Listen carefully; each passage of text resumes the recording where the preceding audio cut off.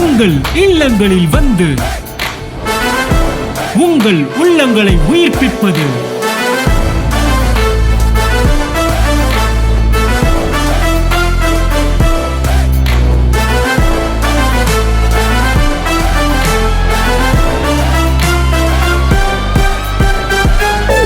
உங்கள் channel DJ.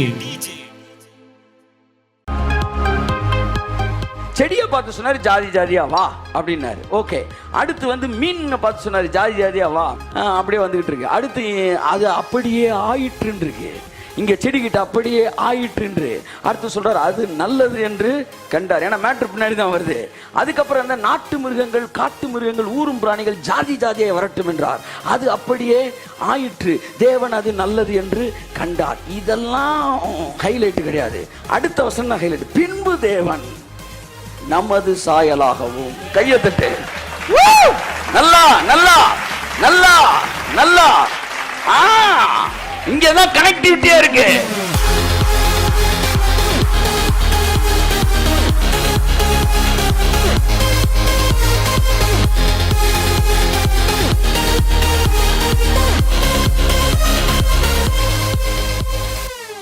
Okay right. இப்ப வாசிங்க. தங்கள் தங்கள் விதையுடைய கனிகளை தங்கள் தங்கள் ஜாதியின்படி கொடுக்க. வாசிமா.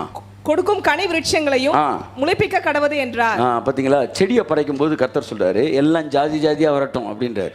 இல்லையா? மாம்பழத்துல கூட பாருங்க, கிளிமூக்கு மாம்பழம் மாம்பழம்ன்றான். கிளிமூக்கு அடுத்து சப்போட்டாவா, சப்போட்டா அடுத்து மல்கோவா, அல்போன்சாவா. இதே நம்ம சிஸ்டர் பேர் மாதிரி இருக்கு. சிஸ்டர் அல்போன்சா. நீ ஆமா. எவ்வளவு பழம் பேர் சொல்றாரு பாருங்க. 800 800 வகையான மாம்பழம் இருக்குங்க. மாம்பழத்துல மட்டும் இத்தனை ஜாதி. அது கையை தட்டுங்க சார். ஆமா, நீங்க சும்மா அந்த சேலத்து மாம்பழம் அதெல்லாம் ஒதுக்கிடணும். ஆமா, எல்லாம் அட்வான்ஸா போயிட்டு இருக்கிறோம். இங்க பாருங்க. அடுத்து என்ன சொல்ல, ஆதியாகமம் 1:11 இதை சொன்னவர் அடுத்து என்ன சொல்றாரு? 1:21 வாசிங்க. 1:21. தேவன் மகா மச்சங்களையும் ஜலத்தில் தங்கள் தங்கள் ஜாதியின்படி. இந்த 3 வருஷத்தை மட்டும் வாசித்துட்டு நான் முடிச்சிட விரும்புறேன். விளக்கம் சொல்லல, வாசித்தாலே உங்களுக்கு புரிஞ்சிடும். அடுத்து வாசிங்க. தங்கள் தங்கள் ஜாதியின்படியே திரளாய் ஜெனிப்பிக்கப்பட்ட சகலவித நீர்வாழும் ஜந்துக்களையும் சிறகுள்ள ஜாதி ஜாதியான சகலவித பட்சிகளையும் சிருஷ்டித்தார். பார்த்தீங்களா? ஜாதி ஜாதியான, ஜாதி ஜாதியான. ஆமாம், நீங்கள் ஜாதியான அங்கே போயிட கூட உறவின் அப்படிலாம் வந்துடக்கூடாது. ஆமாம், வந்து 4 குலம் 3 குலம் உறவின் அதுக்கெல்லாம் கிடையாது. அந்த ஜாதியை சொல்லவர். இவர் என்ன சொல்கிறாரு?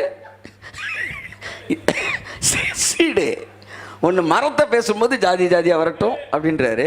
அடுத்து நீர்வாழ் ஜந்துக்களை பார்த்தோன்னே ஜாதி ஜாதியாக வரட்டும் அப்படின்றாரு. இதெல்லாம் மாறிச்சான்னு நான் கேட்குறேன். மாறல. அடுத்து மிருகங்கள்கிட்ட வர்றாரு. வாசிங்க. 24. பின்பு மன்னிக்கவும் 24.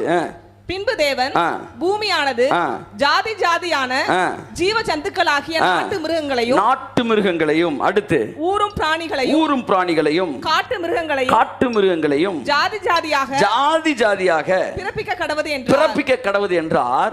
தேவன் அது அடுத்து அது அப்படியே ஆயிற்று. அவர் சொல்லிட்டாருன்னா அப்படியே ஆகுமா ஆகாதா? ஆயிற்று. செடியை பார்த்து சொன்னாரு ஜாதி ஜாதியா வா அப்படின்னாரு. ஓகே, அடுத்து வந்து மீன் பார்த்து சொன்னாரு ஜாதி ஜாதியா வா. மீன் என்னென்ன இருக்கு? 4 மீன் சொல்லுங்க. கெண்டை, கெளுத்தி, ஐரை, அப்படியே வந்துகிட்டே இருக்கு. அப்படியே வந்துகிட்டு இருக்கு. அடுத்து அது அப்படியே ஆயிற்றுன்னு இருக்கு. இங்க செடிகிட்ட அப்படியே ஆயிற்று. அடுத்து சொல்றாரு அது நல்லது என்று கண்டார். ஏன்னா மேட்ரு பின்னாடி தான் வருது. அதுக்கப்புறம் அந்த நாட்டு மிருகங்கள், காட்டு மிருகங்கள், ஊரும் பிராணிகள் ஜாதி ஜாதியை வரட்டும் என்றார். அது அப்படியே ஆயிற்று. தேவன் அது நல்லது என்று கண்டார். இதெல்லாம் ஹைலைட் கிடையாது. அடுத்த வசனம் தான் ஹைலைட். பின்பு தேவன் நமது சாயலாகவும். கையை தட்டு. நல்லா நல்லா நல்லா நல்லா. இங்கதான் கனெக்டிவிட்டியா இருக்கு. 2 வசனத்துக்கு இருக்கிற கனெக்ஷனே அதுதான். பின்பு தேவன் நமது சாயலாகவும். அவ்வளவுதான். மீதி வீட்டில் போய் வாசித்துருங்க. இதுக்கு மேல விளக்கம் சொல்ற ஒண்ணுமே இல்ல. அதை செஞ்சாரு, இதை செஞ்சாரு. எல்லாம் ஜாதி ஜாதி. அடுத்து இது இன்னும் ஜாதி ஜாதி. அடுத்து நம்ம ஜாதி. அப்படின்னு வந்து அங்கே தான் ஜஸ்டினையும் உங்களையும் என்னையும் படைச்சிட்டு அதே மாதிரி தான் இதுவும் நான் என்ன செய்யணும், ஒன்றும் செய்வேன், நான் போயிட்டேரு ஐயா பரிசுத்தம். அது அப்படியே ஆயிற்று.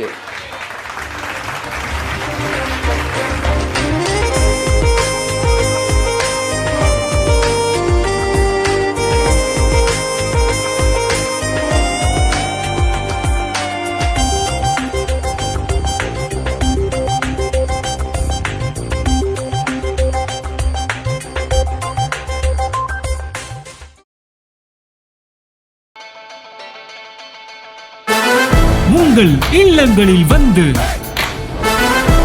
உங்கள் உள்ளங்களை உயிர்ப்பிப்பது